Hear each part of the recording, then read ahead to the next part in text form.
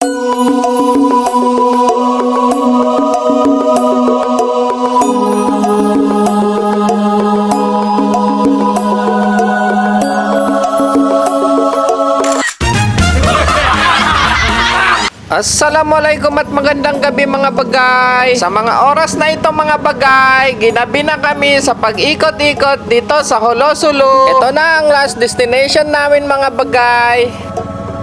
Sa mga oras na ito, dito na kami sa Imbitea Beach Resort, Tandupa, Ticul, Sulu. Hinihintay pa namin ang aming kasamahan mga bagay. Pinaparada pa niya ang kanyang Raptor. Sa gabing ito mga bagay, samahan nyo kami sa pag-ikot-ikot dito sa Imbitea Beach Resort. Halina kayo mga bagay, samahan nyo kami sa paglilibot dito sa Imbitea Beach Resort. Tingnan nyo naman mga bagay kung gaano kaganda at kakulay dito. Ito ang isa sa pinakasikat na beach resort dito sa Holosulu mga bagay.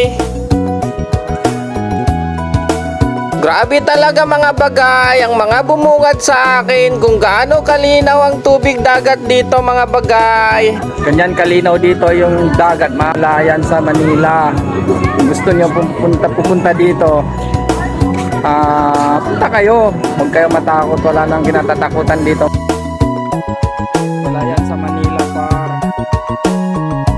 Napaisip na naman ako mga bagay, gusto ko na naman maligo. Kaso hindi talaga pwede. Mamaya na alis namin papuntang Zamboanga mga bagay. Ito na ang last destination namin. Tingnan nyo naman mga bagay kung gaano kaganda dito. Puro white sand makikita nyo mga bagay. Kung sana hindi pa mamaya ang alis namin, tatalon na talaga ako dito mga bagay.